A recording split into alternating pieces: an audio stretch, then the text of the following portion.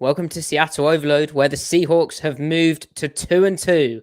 They are 500 and hopefully will soon be above 500. But for now, we're going to be thankful that they do not have a losing record because they've beat the Detroit Lions 48-45. Now, that second number, the 45, is slightly troubling, especially as we're fans of football defenses. If you've been listening to the podcast for more than like one episode, you'll realize we do have a preference for the defense. However, we do also have a preference for Geno Smith. And the fact that the Seahawks offense put up 555 total yards, went 9 of 12 on third down, and was pretty much flawless. Like, there's like two plays I can think of where it's like, but that's really nitpicking when, you think about football. It's played on that third down. It's played on, all four downs at times, but going 9 of 12 on third down, superb stuff. And just sprinkling the ball around in the point guard style that Pete Carroll likes, not run heavy, but sprinkling, giving everyone a bit of love is so impressive. And talking about love, Griffin, Geno, I mean, we got to pump the brakes a bit because it's Detroit, but this is 4 games now. Okay, the 49ers game is a bit weird, but that was really good, right? Yeah, we can. Yeah, it was the Lions, but we can put it in perspective because that's the best game a quarterback's put up against the Lions in 4 games.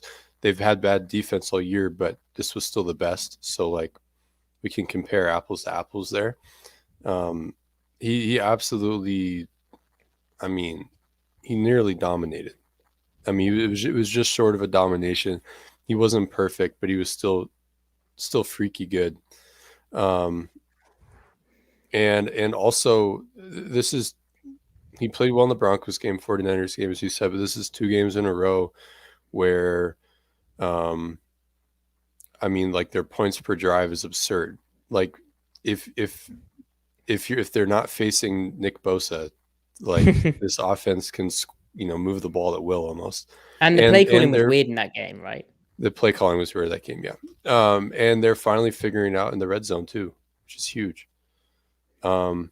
It's Geno playing at a high level, like the optimized version of himself, combined with being surrounded by a lot of talent on offense, like a lot of talent. And the execution has some variance to it because the guys are young, right, up front especially. But Damian Lewis is making that year 3 jump. Maybe the jump he would have made last year if he could just have stayed healthy, because he played really well the last 6 weeks of the season. But, every game is like Cross and Lucas make another jump. Austin Blythe is a formidable NFL center. He had a rough game the last couple series last week, but I thought other than that, he was fine. I mean, he had a shoulder injury. Gabe Jackson, I'm curious to see how he plays because he has not been playing well this year. But keep Geno protected. He will execute the play. They've got receivers, and like their tight ends are like a great group. Not a single one of them is a game breaker, but they all bring something unique, and Shane Waldron's using them to great effect. I thought Shane called a really good game. The run blocking was awesome. Rashad Penny is, he's a great back. He's a good back right now. So, yeah, that was pretty cool. What are your guys' general impressions? Ty, are you disappointed that Geno Smith only completed, 76.66% of his passes rather than the usual 80%? Are you upset about that? Yeah. It's not 80, so he's a scrub. He's obviously regressing. Mm-hmm. He has work to do. Yeah, he's got to get back and watch some film, grind some film tonight. And try to get better this week. Got to go 1-0. No, okay, yeah, he was. I'll ask you guys this in a second, but like I feel like this is the most efficient we've seen the Seahawks offense in a really long time, just in terms of a whole game. And yeah, it's the Lions, but I mean, they were moving the ball at will pretty much all afternoon long. There wasn't really a long stretch at any point where they stalled, where it just seemed like they weren't able to get anything going. Like, this was just a complete effort by this unit. It was awesome. And once they started to get the run game going, I mean, those 2 third down runs, the ones that they scored on, the ones that they hit the home runs on, I mean, just everything was working for them at that point. It's it's really exciting. Again, obviously it's the Lions, but it's now a full month of seeing them, at least do this at points in time of every single game that they played. Even during the 49ers game, there were little glimpses here and there of some, success. So I think this is actually sustainable potentially. Obviously not 48 points, but I think like Geno doing what he's doing, if they can get the run game going a little bit better, I think they can be very efficient as an offense for the rest of this year. Yeah, I love your point, Ty, about getting the run game going and sort of, there will be regression, right? But what happens in the NFL is, especially like the second half of the season, that's when the real football gets played and teams know each other's tendencies, and then it just becomes really weird and sort of like hyper like tendency based, like to a level that the play calling's odd and teams just know so much about each other that it's weird. But what was encouraging this week for Seattle was the two big penny run plays, both of which, Geno, I think, checked into the second one. He definitely checked into the first one, the 3rd and 16, which Penny housed, where before that play, it looked like they were in like man-to-man press deal, but they were showing pressure, and then after the weird whistle incident, which, I mean, every player thought there was a whistle, so there clearly was. It was just quite loud in there. Yeah. After that, they were showing cover 0, so he checks into that run. But the point is, like, the Lions had tendencies which Seattle knew, and Seattle hadn't really been running the ball, right, in the first few games, right? Especially on 3rd down, they'd been like, largely any time it was like 3rd and 4 plus, they'd pass the football. Well, in this game, there was 2 big incidents where they went and checked into a run play against a favorable look, and they got it done on. I think the first play was inside zone. The second play was guard tackle pulling, or like guard tackle wrap. So again, versatile run concepts, really exciting stuff. If I just rattle off some stats, Penny 17 carries for 151 yards, 2 rushing touchdowns, 8.9 yards per carry. Geno Smith 7 carries for 49 rushing yards.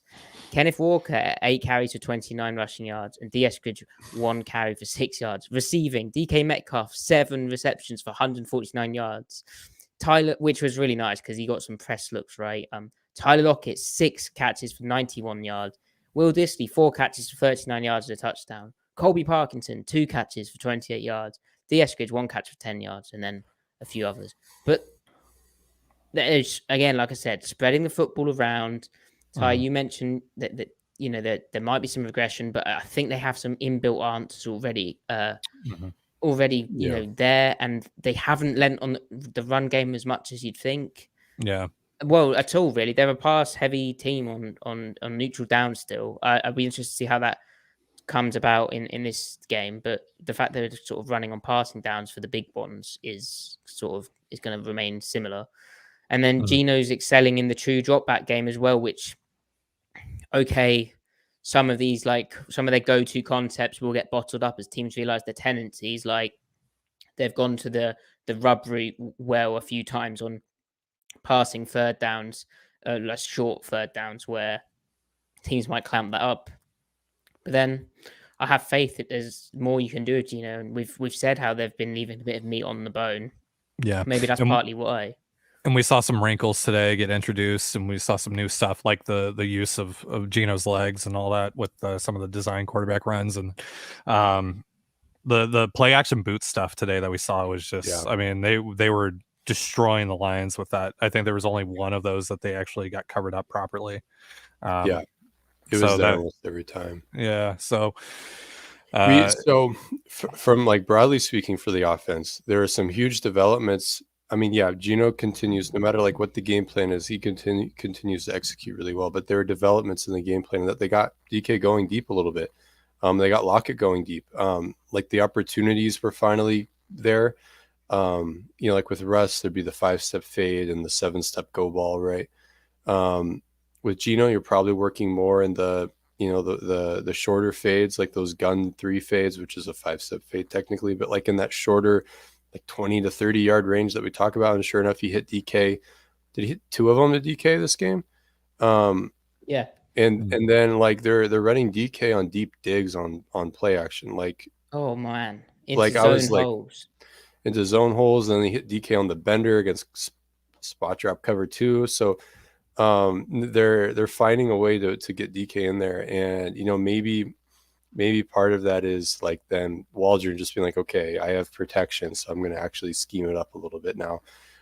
But so yeah, when we talk about how they're primed for regression, they may not even regress in like process. They might just regress because it's other factors that just will naturally bring it down. But how far you have to fall is the question. Like everybody will regress a little bit. Like Maddie, you're talking about game plans will adapt over the season. But it's exciting though, because also, like you guys said, they have built-in answers because they started off kind of small and they're continuing to build. So as what they're doing maybe gets bottled up a little bit more, they have so much more that they can tap into to continue to adapt and evolve and keep up their efficiency.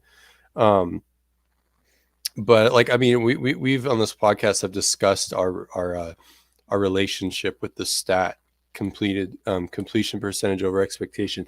I think it's a really cool stat, but it can mean different things, not always, but sometimes. Regardless of all that, he's completing right now. Geno is completing 13% higher percentage point, 13 higher percentage points than what is expected of his passes. And like the expected completion is fairly high, but then the actual completion is just absurd right now. And he's just deadly accurate when his feet are set and he can establish his base. Like all the throws to DK up the seam, even that deep post he threw to DK where DK like just past his fingers. That was a pretty good ball considering the situation. Like he uncorked it. So like when he can tap into his full power with his base and get all the torque and everything, he's got the arm to do it. He's not like, it's so easy because we had Russ where like Russ can uncork a perfect ball 50 yards downfield with his upper half and lower half doing two totally different things, right? Geno, everything needs to be on a line, but when it is, he can uncork it. And they got deep multiple ways this year or this game, and they were still, working their play action like you mentioned, Ty, and the drop back game was still like just finding the open hole in the zone, delivering accurate balls in the intermediate against man coverage. So when they did get a little bit of man coverage, so and then the run game was working. So when all these things are working, that means they can live in different aspects of their offense as the game plan requires moving forward. And that's why I'm not really worried about, defenses adjusting to them, because they will adjust to the adjustment. Yeah. Because they have the ability and scheme and talent. And this is the first time in Seahawks history, we can talk individual plays, right? But we have the tape podcast for that. And there were so many good individual plays, right, that it's quite hard to focus on one. There wasn't necessarily a key point in the game because the offense kept going and going and going. And so this was the first time in Seahawks history that they hadn't punted in a football game. The Seahawks offense, touchdown, field goal, touchdown, missed field goal, which was very odd. I need to rewatch that. There had to have been a weird snap. Oh, yeah. No, I saw it on the replay. So it was kind of a high snap, and Dixon didn't get a great grip on it. It was kind of slipping out of his hand as he was bringing it to the ground, and he didn't turn the ball all the way around. He didn't get the laces fully out. The laces were kind of to the sideline, so... There we go. Great special teams analysis, Ty. Missed field goal, that one, and then touchdown, field goal, touchdown, and then the end of the game where they ran the clock out. So absolutely incredible stuff. And Pete Carroll afterwards goes, Geno played spectacular football. I don't know how you play much better than that. And I mean, we agree. Like it was pretty much flawless. And I think there was this mix of, last week there was all this talk about pushing the ball downfield a bit more. I think, watching this offense in the early weeks, it was a bit like, this is great, but how sustainable is this? Because they can't push the ball down the field, or they're not doing. It wasn't that they couldn't; they just weren't. And then Pete Carroll goes, "Oh, we're gonna start doing it a bit more." And then it's like, "Oh, well then, let's see it." And then we kind of didn't see it because Rome isn't built in a day, right? You can't suddenly do that overnight. And I think this is like suddenly them really unfurling the offense, and they can hit any area of the field basically, and all of these weapons. And we've said we've been bullish on both sides of the ball, which we'll get to the defense, but we've been bullish on the talent right on this team and how at its not even a best case scenario, but like a medium case scenario. This offense has a lot of talent. Now we were Geno Smith optimist, Griff, but I think he's probably playing. Well, this is what he looks like. What we said would be is like, if everything came together around him. He's playing at his 100th percentile. Yeah, no, he is.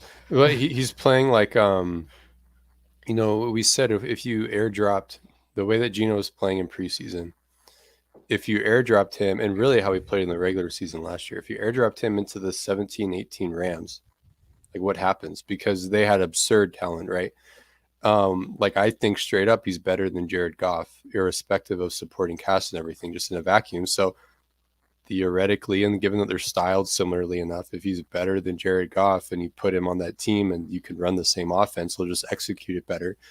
That can only mean then that right now the Seahawks talent is a lot better than, well, I think even the most ardent pessimist is the right word. The skeptics would still say, okay, there's plenty of talent, like Charles Cross and Abraham Lucas are talented, but that doesn't make a good offensive line, right? Mm-hmm. They're playing up to their talent level, or they're getting there with each passing week. So that can only mean that either Geno Smith is Peyton Manning, or it's a scheme that's figuring itself out. Great receivers and offensive line that is growing, and Geno's just operating at a really high level. He is playing. I mean, he's legitimately playing like an MVP candidate right now. Yes, yeah. Let's have that discussion. But we need more games, though, obviously. But so far, if this is like, if we see this, okay, let's use the classic pocket quarterback. If we see this from Tom Brady over the first 4 weeks, everyone's saying Brady's an MVP candidate. Right. Now, obviously, Brady has a history and a resume, which he's earned that. Yeah, it's a bad comparison, but Geno is he should be an MVP candidate right now. Now it could all go wrong, but sure. So like on top of the actual play, how we talk about reading out the defense, being accurate, right? All that stuff. He's so good pre-snap. Yeah. He's so good at setting the protection, like the free rushers, and they blitzed a lot. The free rushers were nearly absent, or if they weren't, he threw high. He knew where the free rushers were coming, right? Because the Lions will blitz. And then further, like he's so good at audibling teams in his offense into the right look, taking advantage of bad looks. Like, the number one guy that we think of when it comes to audibling his team into the perfect look and manipulating and spending a lot of time pre-snap at the line is Peyton Manning. Like, it's like he took he got a PhD in quarterbacking, sitting on the bench behind Eli Manning and Phillip Rivers and sitting behind Russ, and it's like, okay, all this theory, I still am the talented QB that I am, what talent I do have, and now he's putting it all together, and like this is his dissertation. And it was loud in Detroit, right? Like he was really loud. It was really loud. He was getting everything done. There was no delay of games. Like, it was impressive stuff. Yeah, like I think that's definitely one of the things that I've been most impressed with him over the last 4 games is just the way that he's constantly on it at the line of scrimmage. He's just always on, and that's the thing that's kind of been absent at times with Russ, right? Is just he doesn't seem always on. He doesn't seem like he always has full command of what's going on. So, Geno, it just doesn't really seem like he has those issues right now. Just going back to the MVP thing, real quick. Again, it's 4 weeks. And obviously Lamar is like the guy right now. I'm not saying otherwise. His resume is or not his resume, his portfolio. I don't know. There's a better word for this, but the way that game ended, it's wild. And the fact he threw a pick, that should dampen. Geno, I didn't throw a pick today. It's true. It's true. But I got a stat here from StatMuse. Oh, stat me up. Quarterbacks this year was at least a 75% completion rate, 1,000 yards, 5 touchdowns this season. Geno Smith and nobody else. Yeah, well, I mean, no one's going to have a completion percentage over 70%. But he's also got the sexy stats on top of that. So he does. Efficient and sexy, making efficiency sexy, like a German car advert, perhaps. So his West Virginia coach, there's a quote out there, but he said like in college, Geno like the work week, even though it's college, so calling it work week is kind of dystopian. But like the week that a team puts out, like in practice, everything, he's like, Geno is a quarterback's quarterback. Like the guy's a mensch, like a quarterback, like all the little things, right? I feel like and we know that the Jets were a horrible situation to be drafted into and all that stuff. And yeah, I mean, independently of that, he didn't play great. But like, there is a world where if he gets drafted to the right team, like this was inevitable because he just has too much working for him. What's beautiful about this as well, Griff, is he has openly admitted that earlier in the Jets stuff, so regardless of how that was a bad situation, he said about how he was always trying to make like the perfect play and like push the ball downfield a bit too much. And I think with the maturity and like his experience, like make perhaps some bad experiences, he's actually learned along with like actually like you can tell I feel like some players like either they don't need to care about football. I mean, and everyone knows football because they're playing in the NFL, but like some quarterbacks, they're so athletically gifted that they can get by on that a bit. And until it doesn't work, right? Yeah, they know plays and stuff like that, but like Geno, it's so obvious that he understands like everything, like to a coaching kind of stuff. Like he will make one heck of a coach after this if he wants to do that. Well, schematically at least, you can't tell with communication and man management and all that stuff, but like based on like his football theory, football knowledge, it's just up there. And we haven't even talked about his stat line: 23 of 30 completed for 320 passing yards, 2 passing touchdowns, and 1 rushing touchdown on that quarterback draw. I mean, it's just really good. It's so exciting that. And again, we've mentioned it, but this stylistic contrast between what we had at the quarterback position the last since 2012 with Russell and now with Geno, we've got this guy who's a real pocket dude and who just moves around the pocket, sometimes stands in the pocket a bit too static. Sometimes he's too stationary, yeah. But that was it's just really fun to see, and we've got Diggs back in the offense, and I hope it can may it continue. It's so nice to see, like, all right, they get like a holding call. I think they had like a holding call like second quarter or something like that, and they ended up getting like a second 16 or something. But they're so like they're so capable of being able to just get that yardage back in chunks, like, and set them up for third and manageable. Like it's just like you can almost bank it every time at this point, and that's so like just kind of having that reliability is so nice, because it's just like, all right, even if like things kind of get out of whack here on this drive, like it's not over. Like we're not like this. We're not just going to stall out automatically. Like we have the pieces in place here where we can, get that back all, and we don't need to do it all in one big chunk. Like we don't need to just hit a home run every single play. Like we can just kind of methodically like move the ball down, not get too ahead of ourselves. Like it's so nice to see the offense be able to operate in that kind of fashion and with that efficiency. And of course, not every game is going to go like this, but we've seen that little bits and pieces here over the the last 3 games as well, that it's just like, again, that's why I say, like, I feel like at least some of this is sustainable for the rest of the year. Yeah, for sure. The process is too good, because if his process is I'll go where the read takes me, that's going to apply no matter how the how defenses adjust how they play and game plan. Right, like the fact that he's got all this yardage dispersed evenly to his 3 tight ends, like it doesn't matter which tight end it is. He's going there because the scheme allows for it, and like on both sides of the ball. So that principle will continue to project forward. So, yeah. So DK Metcalf said about Geno Smith after the game, I think he's been on fire all year. Which, I mean, yeah, you gas up your teammate, but we again have seen similar stuff to DK. How about DK getting carted off? And we've all found out via Mike Dugar tweeting DK Metcalf's getting carted off, and we're like, how on earth that happens? What? We didn't see that, and then it turns out it was for a bathroom break. Which, I mean, I shuddered to think what was going on. downstairs. But if he needed a car and he's like, sat down, perhaps hiding it. But DK after the game just said that apparently they just bought the car out for him, just chauffeur driven. So that's nice. Yeah, must be nice. Well, I first learned when they showed him on the broadcast getting carted off, and I'm like, oh. But then I was like, wait, he's like sitting on the side, kind of hanging off. Like you don't usually see looking guys a bit do that. sheepish, like I need a poo. Yeah. Right.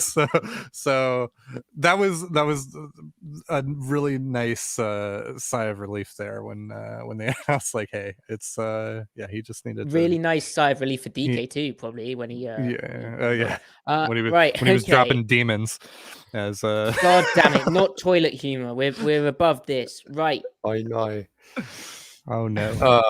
One last thing on the offense. Tyler Lockett is on pace for almost 1,300 yards. Doesn't count entirely because 17 game season now, but he's still on pace for, or rather, he's averaging the most yards per game of any season of his career. The yards per target is a little lower. Granted, it's more possession oriented, but is that not what the offense, like the McVay offense is, so it's just cool that like Lockett, I mean, just independently, like Lockett is such a cool receiver because he can be that deep cross, deep post, go ball guy, or he can be, his version of Robert Woods, Cooper Kupp, you know what I mean? Be a bit of a corner stop guy, be a bit of a like a complete. If he hadn't had all those lower leg injuries, imagine how much better he'd be after the catch too. Because like that sudden like start suddenness is gone. Like Cooper Kupp and Robert Woods are like insane that way. Lockett had that when he was younger. If he still had that, can you imagine? Although I do wonder right now. I do wonder if he would they have had the vision? I'm sure they would, but like would he have just been reduced to being like a deep guy? Mm-hmm. Anyway, at least last, prior to this year, So now, exactly. Yeah.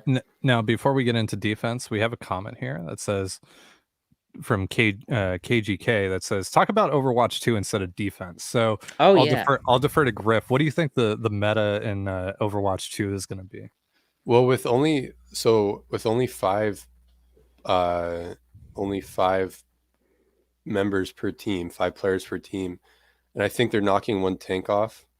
So it's going to be the team comps are going to be really interesting now. So I don't know how, I'm really curious to see what the metas are. I wonder if some characters are just going to prove to be super unusable because they can't operate as a solo tank. I don't know. Oh, that'll be really interesting. Like the mobility tanks will be really weird because if you're an off tank, what used to be considered as an off tank, but now you're flying solo, then the rest of the team has to be super mobile. And so it could either be really awesome or a complete mess. So I'm curious to see. I don't watch a lot of pro gaming, but I'm really curious to see how the pro circuit handles it. Because they're just, those people are, I mean this is a compliment, those people are freaks of economy of movement and everything, and team efficiency. That's going to be absurd to watch play out. By the way, aren't we getting a Toronto map in this game? Might. Yeah, I think we're getting Toronto. So cool. That's awesome. Is it entirely new characters? No, they're just adding some new ones. Oh, right. Okay. Right. That's the Overwatch stuff. It'd be nice if we could just talk about that the rest of the time. Seattle Overwatch podcast. Yeah.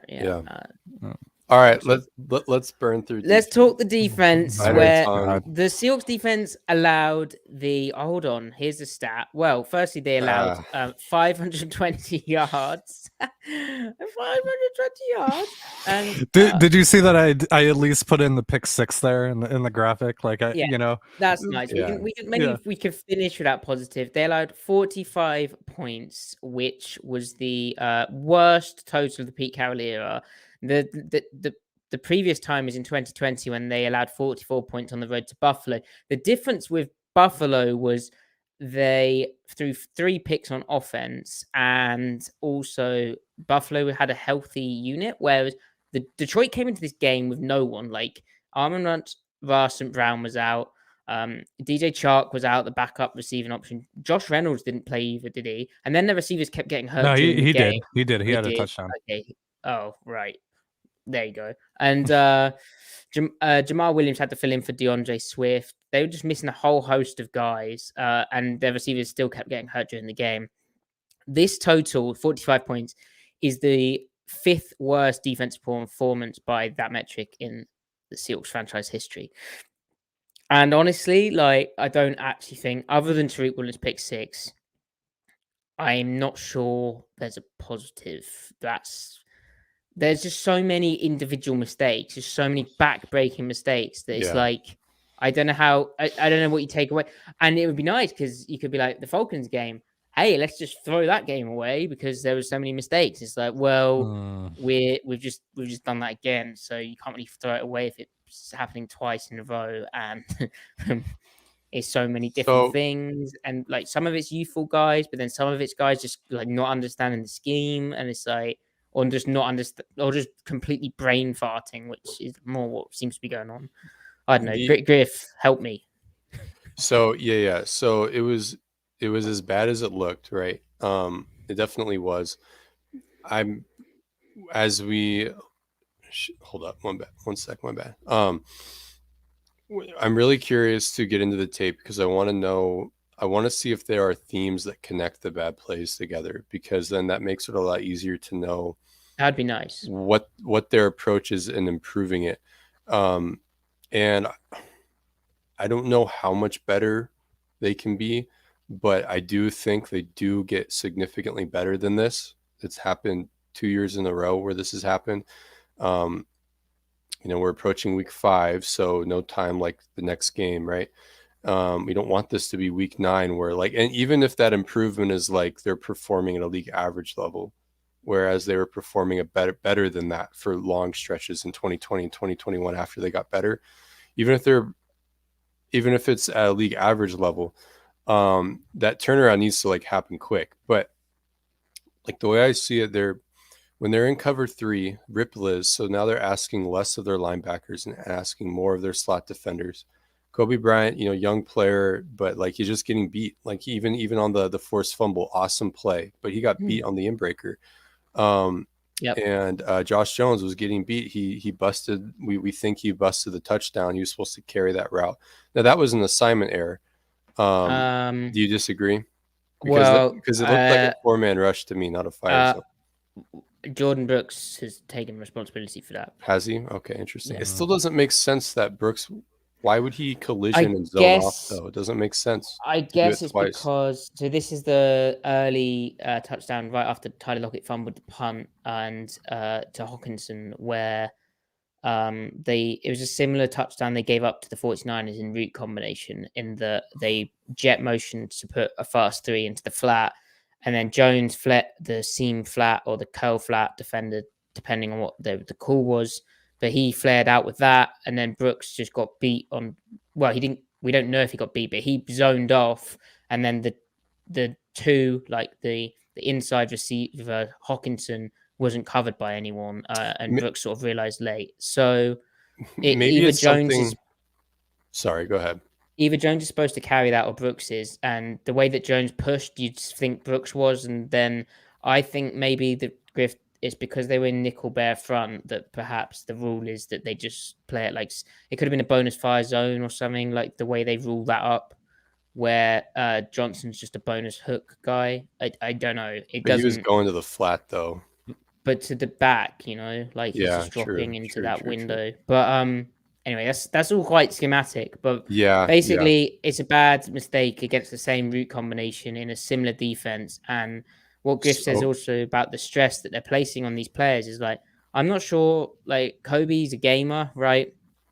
I think Pete Carroll called him that as well, but I'm not sure how he can. I don't think he can play. I don't know if he has the athleticism. It sounds nasty, but I don't know if he has the basically for him to work, he needs a lot more experience of slot route combinations and slot splits and what they mean and to be intelligent. And I think he can do that. It's just that takes time, and it's just going to be a tough process. And especially playing these kind of tight coverages where it's you have to match this dude like down the field. It's basically man to man. Like Right. you're in a lot of trouble. Like it's going to be really difficult. And so like when you're in Ripliz and you're asking the linebackers like landmarks and reads and keys and everything to be slightly different, you're kind of losing one of the advantages of zone coverage, which is getting double coverage on certain routes by relating to them. Like you've got two defenders that have leverage on one route, even if they're not man turned with it. So on that note, it's just an adjustment period that they all kind of have to learn the P's and Q's of, because even though cover 3 is cover 3, going from soft sky to rip Liz, which is how they used to play cover 3 match. Now they're doing it a different way. I guess it was a bigger adjustment than I thought it would be. Well, I don't know. I think you did say it would be a bit of an adjustment. We just sort of didn't cover it in as much detail. The other thing I don't get, Griff, is like, why have the nickel, and we spoke about this as well, why have the nickel play outside leverage when they're on the cover 2 side of the coverage and they're matching the slot receiver up? Because then Seattle installed that coverage half quarter, or what they used to call Clio, they now call cover 8. They installed that to stop the dagger combinations, all the stuff that Sean McVay was throwing at them. And now they're playing it with outside leverage. They're giving up the dagger route. Like the play Kobe got beat on over the middle. Like play it with inside leverage. He doesn't give that up. I don't understand. Like it's to. I mean, there's reasons for it, but to me, it's like there's no need to do that. It's unnecessary. So I agree. Without being able to watch the tape where we can kind of provide more, hard conclusions here. I think the where we're sitting right now, it only makes sense to look at this holistically. The scheme change, which the changes that the scheme change asks of the players are enough change that they are going to need more reps and experience with one another so that they're not busting things assignment wise, and then further so that they're playing like they're, again, like the P's and Q's of their techniques are better. Then secondly, I think if they do that, if they do figure all that out, I think we also need to adjust expectation because like Ryan Neal got worked today, and I thought he'd be better than Josh Jones, but Josh Jones also got worked today at points. So they don't have the difference makers in enough spots.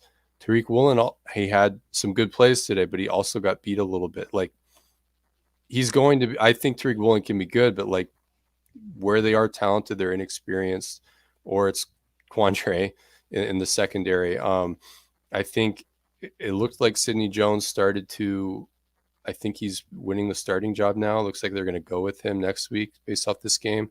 He got beat a little bit at the end, but I'd like him to break in a little bit more and see if he can recapture what he played last year. Yeah, Mike Jackson got picked on, and he also busted. Well, it was difficult, but he needed to look deep to short on one big play on the was it 3rd and forever? I don't know, but he or 2nd and forever maybe, but he needed to look deep to short, didn't, and allowed a catch in behind. On the play, it looked like Barton had messed up, but he was trying to pass him off to a corner who wasn't there, and he should have been there.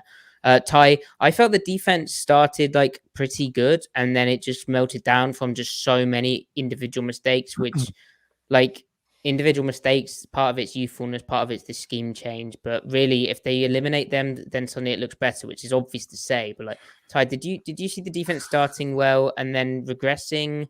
What did you make of it? Well, and I think there's a couple things that skew things a little bit. There was, of course, the Lockett fumble, which, I mean, that basically gifts them a touchdown there in that situation. I mean, not necessarily. They could have held them to a field goal, but you get what I'm saying there. They're in an unfavorable situation. It'd be nice if they hadn't given up a touchdown immediately. Yeah, that would have been nice. Yeah. And then the other one, because I think the Lions ended up scoring on this drive as well, the fake punt, because that was clearly offensive pass interference. Like he pushed off, extended the left arm, like that should have been OPI. So if those two things don't happen on special teams, then what does the score look like? What does the final score look like?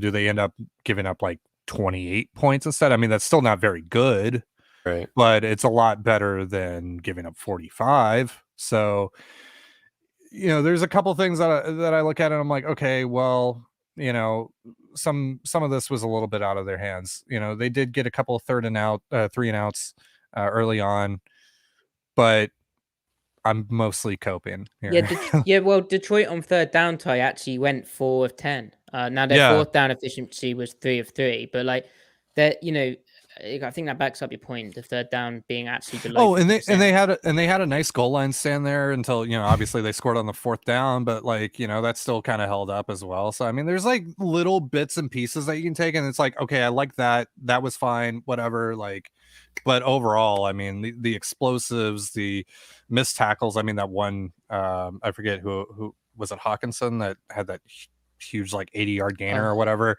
and Cody Barton tried to push him out of bounds, and like it was just a bad effort from Cody. Cody's taking pelters on Twitter, but like and we believe in him a lot more than a lot of fans do, but this was a very bad game for him. It was a bad game. And a worrying theme, which hopefully is nipped in the bud, but back-to-back weeks where he's kind of overplaying stuff and sort of seeing ghosts rather than just playing his assignment, which, I mean, hopefully he can just get out of it. A lot of the players and the defense, they just need to reset. Like, just play what you see. Don't start, like, trying to play outside of it. It's what happens when you're struggling. You start trying to make plays which aren't there, and you just need to play what your assignment is. Now, one positive was Tariq Woolen's pick 6, which was amazing. Same kind of over the middle route that he just got beat on against Atlanta. I think he lined up a bit tighter in his alignment to Hawkinson, but it also helped that it was a tight end. It also helped that Jared Goff threw it a bit later. And I say a tight end, it might have been Pitts he gave oh no, I think it was London. Anyway, but a slower tight end, and Goff threw it slightly late, but unbelievable confidence to undercut that. Carroll basically predicted that would happen, and it did. And then wow, not only the speed, the makeup speed to undercut it, because he's kind of baiting the route. Like, he knows he's out of phase a tiny bit, but he knows what the route is. So he undercuts it. That was beautiful. But then the speed, running it back, just nice. That 21 and a half miles per hour on that. Yeah, and so that play happens, and the Seahawks go up. Hold on. They go up by a bit, right? And it was 31 to 15, 14, something like that. You're thinking like we're in... They could have got into a situation where they were 3 scores up, right? Because Myers missed a field goal, and you're like, "Well, this is fine. Like, the defense can play in the one-dimensional pass-first approach, and we're all good. We're going to see it be like." I think that's when I DM'd you guys, and I was like, "This is an ass beating." And it was, and then more individual mistakes. People don't want to hear this, but there are still signs of life on defense, and I think if all the players can play up to their talent level, with them being like the injuries that they do have, even if that happens, if they're all playing up to their talent level, then I still think it's from there on the coaching staff to, well, min-max on defense a little bit more, to put them in calls where they're only like, they're not put in positions where their weaknesses can be revealed. And obviously that's like should be the goal of any staff. I know that sounds like a big nothing burger what I just said, but like last year they were able to have really good defensive performances working from the same rough general schematic umbrella they're working out of right now. They were able to do that last year when they had guys cycling in and out with injured or COVID absences. Like, they had great games with DJ Reed not on the field and Jamal Adams not on the field last year. So the point being is that, like, they just need to harness it. They need to get there.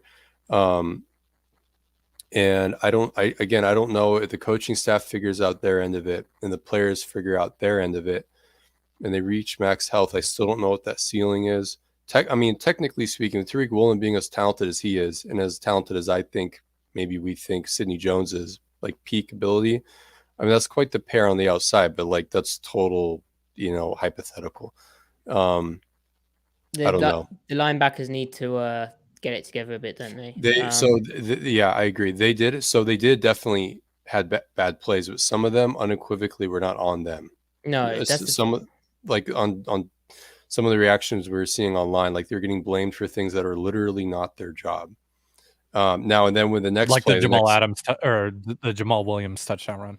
Sure, yeah. I mean, like, big one. Yeah, it's they were in a wide 3, and was it like a NASCAR or it was you had a nose and a wide 3, and they run They run a gap scheme to the bubble, and like the linebacker alignment, like it looks like the call was meant for a 3rd and 20, not a 2nd and 7 or whatever it was. It was just not a call they need to be in right there.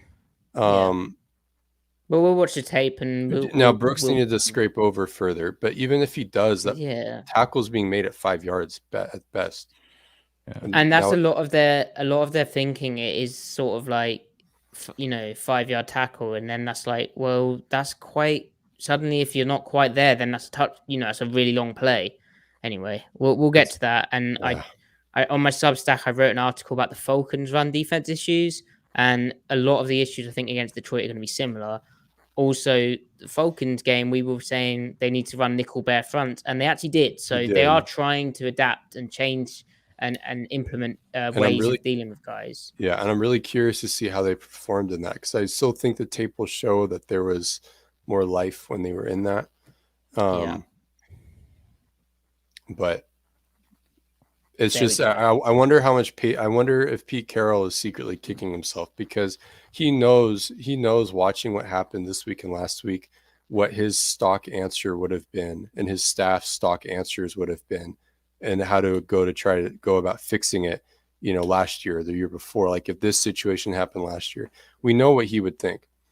So, but he's probably committing to giving them freedom.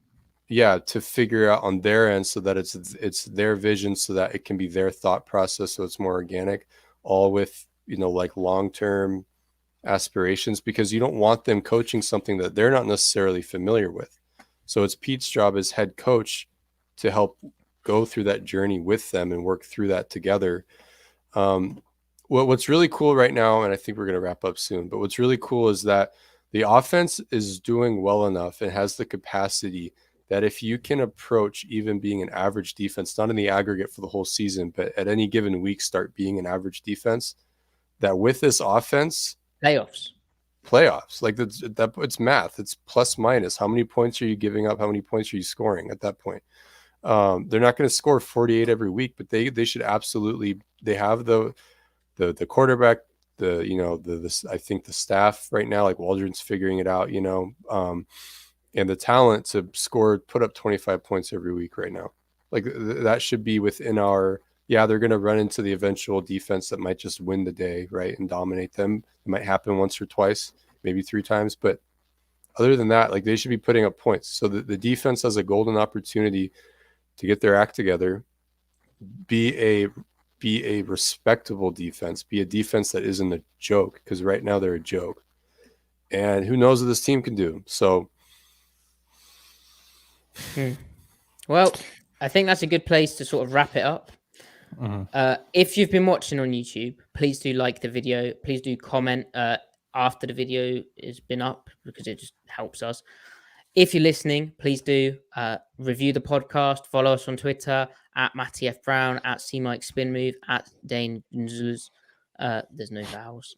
I don't know how to do that. Just do Dane GNZLZ or ZLZ. Thank you. And we appreciate you. 5-star reviews, please. And we'll be back, me and Ty, maybe Griff, on Wednesday live, Thursday not live, with a news recap, a Russell Wilson update, and then tape podcast, Thursday live. Sorry. Oh, wow, I've done this wrong, haven't I? We will be live on Wednesday night with our news roundup, and then live on Thursday night with our tape review. Yeah, no, I did it right. Yeah. No self-doubt.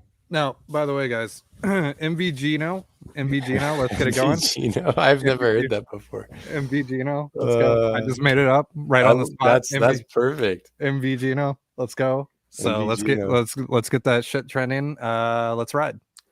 Let's fly. Let's fly. Yeah, all that good stuff. Lovely.